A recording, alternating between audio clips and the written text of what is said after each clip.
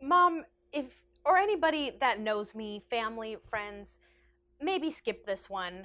I don't or don't tell me you watched this one. This one's going to get real personal. So just skip this one, Mom.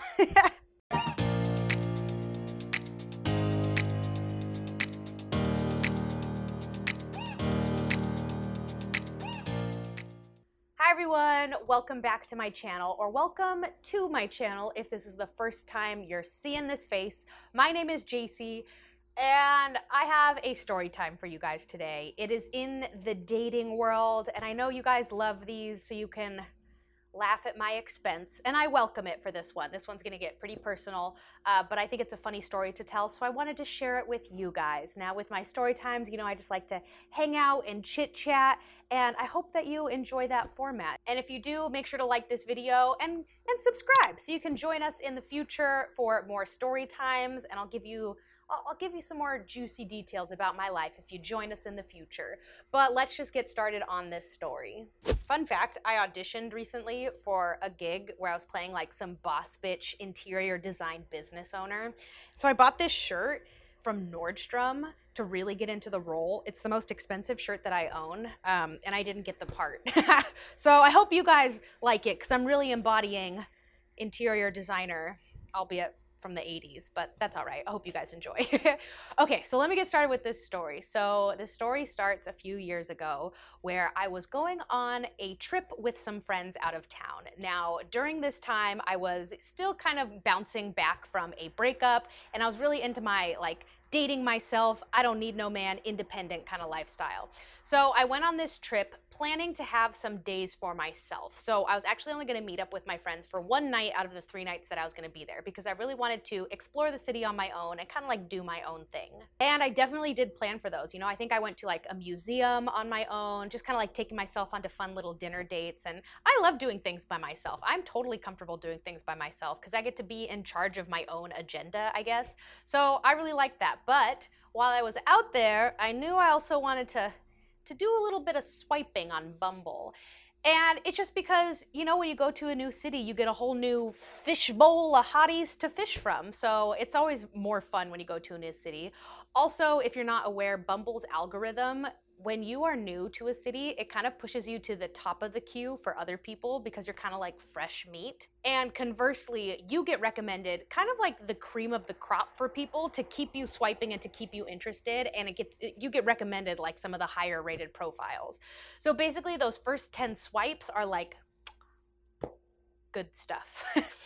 So I book my hotel room, I get into my hotel room, and I start swiping on the Bumble, and I get a few matches. Now, my strategy when it comes to Bumble is I don't like to overwhelm myself with matches, because then you start like half-assing conversations, and I don't like that. So I was keeping it small. I was like, okay, I have these 5 guys that I matched with. Those are the ones I'm gonna focus on, kind of no more swiping.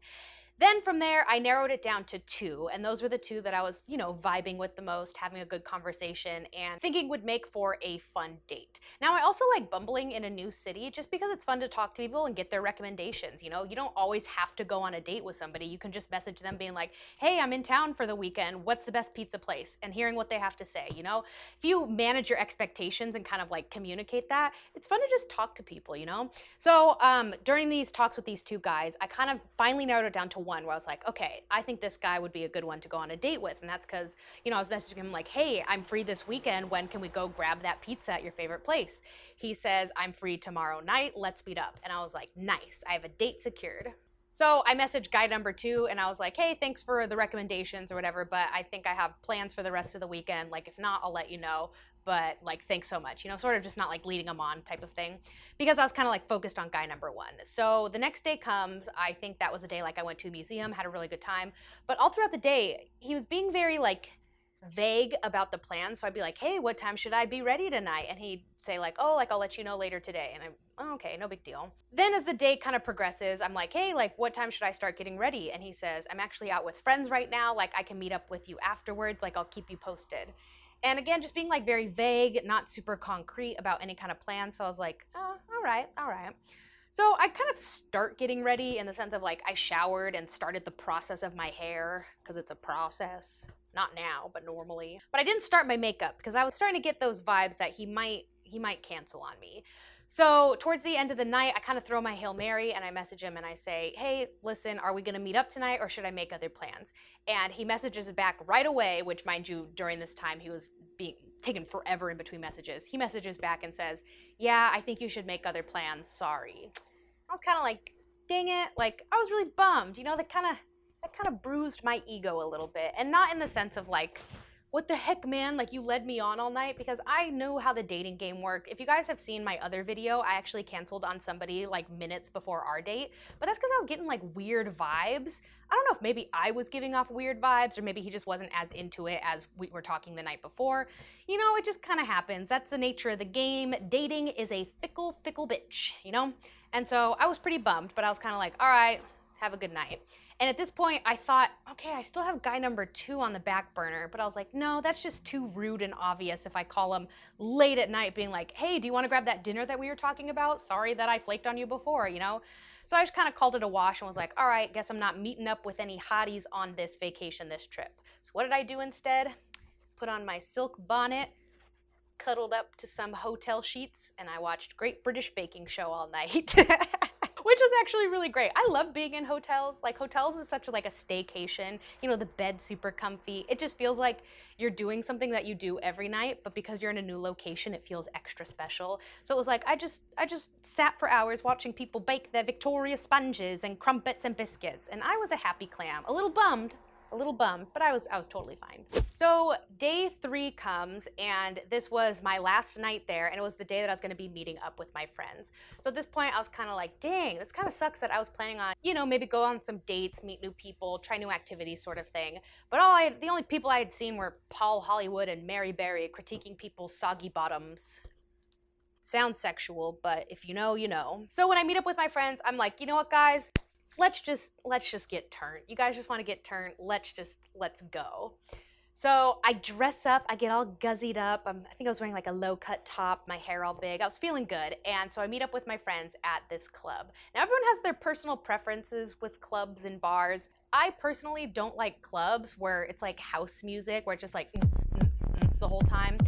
Mainly because it just feels like I'm in the heartbeat of a whale for 2 hours, and there's no discernible difference between song to song. You know, it just sounds like one continuous song. So that made a difference, because we go to this club and I didn't feel like dancing, because I was like, I don't know how to dance to this. I guess just Jersey Shore it. You know, I like singing songs and like, you know, like Lizzo or like Lil Jon, like throwbacks from our middle school days. Those were the good stuff. So because I didn't feel like dancing, I was spending a lot of time at the bar, you know, buying my friends drinks, I was taking shots, and within a short time of being there, I was already feeling pretty good. I was feeling warm inside, when out of the corner of my eye, I see somebody I know. We will call him Joey. I would say, Joey? Oh my God, what's up? Now, this person I knew from a previous life. That's kind of all the details that I'll give. But I knew this person, but we had never like been romantically interested in each other. Again, I was off the heels of a breakup, so I didn't have eyes for anybody else. But I see this guy and I was like, oh, like he kind of grew up pretty nice. He's looking good. Like, let's talk, you know? So we start talking, chit-chatting, you know, we're buying each other drinks, and the butterflies were fluttering. Is that a phrase? I guess. And I was like, okay, he's kind of cute. Like, maybe this will be the saving grace for my weekend kind of thing. So he says that he and his buddies were gonna go to another bar because they weren't really feeling that club. And I was like, same. Let me come with you guys. So our 2 groups kind of mishmash, and we head to the next bar. And the next bar was a lot more fun. I'll just say that. It was a lot more fun. So, you know, as we're traversing to the next bar, we're still kind of chit-chatting and like sparks are flying. We get to the bar and he's kind of trying to peacock a little bit, show his attraction. So he starts buying me drinks, and we start going for drink to drink, essentially. And so I think you get the idea that at this point I am drunk. Like, I'm just feeling it. And I like to think that I'm one of those people that I can hide my drunkenness pretty well. Like, I think I'm one of those people where when I get drunk, I have to have these like mental chats with myself where I'm like, listen, you're drunk, but they can't know that. Focus on speaking clearly. Do not slur your words. 1 foot in front of the other. No tripping, no falling. You got this. So I'd like to think that I'm great at that. And I think I did a good job, because nobody could tell how much of a different level I was on than everybody else, but I was just having a good time, you know? So we get to the dance floor and I'm like dancing with him. You know, we kind of start kissing and the vibes are great.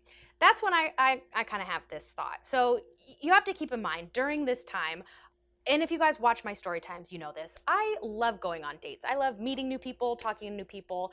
However, I like the date part of meeting new people, and I wasn't so much into the sealing the deal, if you know what I mean. Mainly because when you meet people through online dating, it kind of fizzles out usually before it gets to that point. And I'm very clear of like, I want to go out and do an activity or go out and eat food kind of thing. And I'm not usually going home with people, you know? But I'm a woman in my 20s. I have needs. So I'm looking at this guy and I tell myself, you know what? It's 2019 or 18, whatever it was. You do not need to be tied down by patriarchal expectations of a woman's decency. You deserve a casual hookup, Jacy, and you deserve to liberate yourself from expectations of women. And you should go sleep with this guy.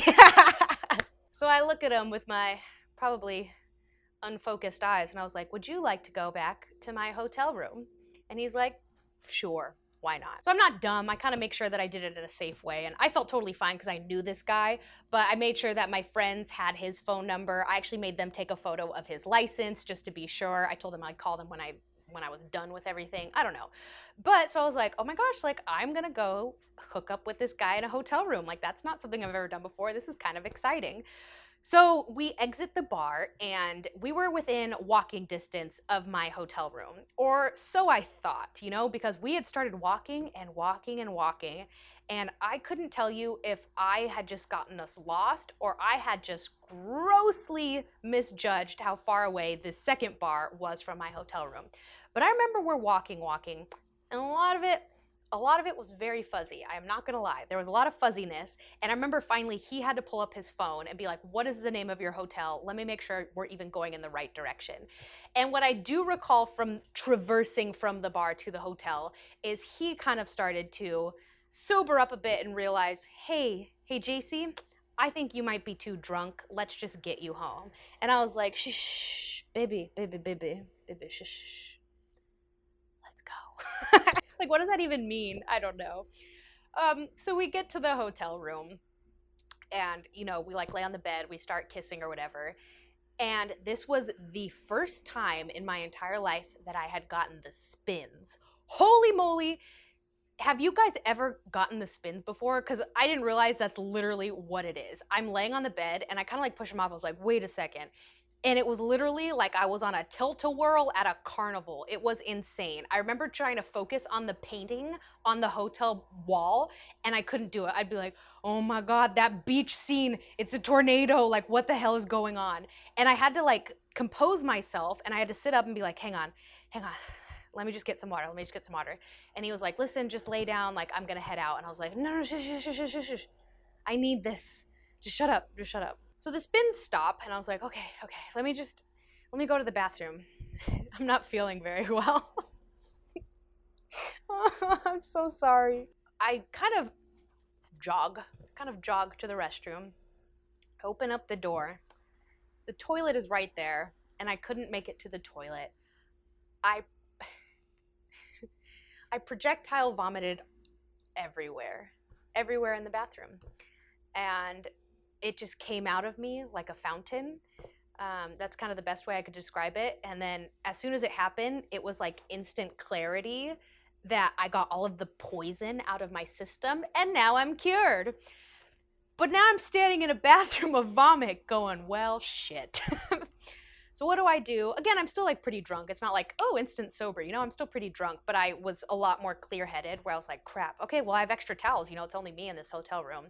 So I'm sorry for these details, but it's very necessary.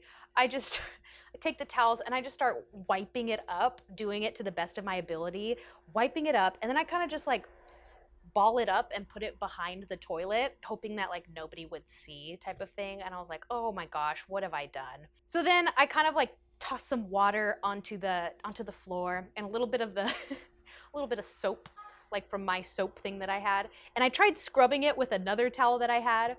And by this point, I don't know how quiet I'm being. I don't know if I'm being loud or super obvious, but you can kind of hear like everything okay in there? And I was like, yeah, I'm almost done. Hang on, just zhuzhing up real quick. So then I brush my teeth and I gargle with some mouthwash, with, by the way, I read somewhere you shouldn't brush your teeth right after throwing up because something with your enamel, I don't know. But I had to because I had a boy. I had a boy in my room. So sorry. Straighten myself out. All the evidence is hidden in the bathroom for the most part. And I go back out there and I'm like, hey, I'm feeling much better. And this is so embarrassing, you guys. Easily one of the most embarrassing things of my life. But he goes, listen, I think you should hop in the shower. I think you should hop in the shower. And I was like, what are you talking about? And what I'm thinking is that I probably smelled like vomit, or I really can't tell if he meant it in the sense of like, hey, maybe you should go take a shower and sober up, or hey, I know you just threw up all over yourself. Why don't you go clean yourself up? But that's what happened. He was so nice, and I'm so grateful for like what a chivalrous gentleman he was, because that could have turned out really badly. But he kind of was like, listen, let's get you in the shower, like shower, feel better.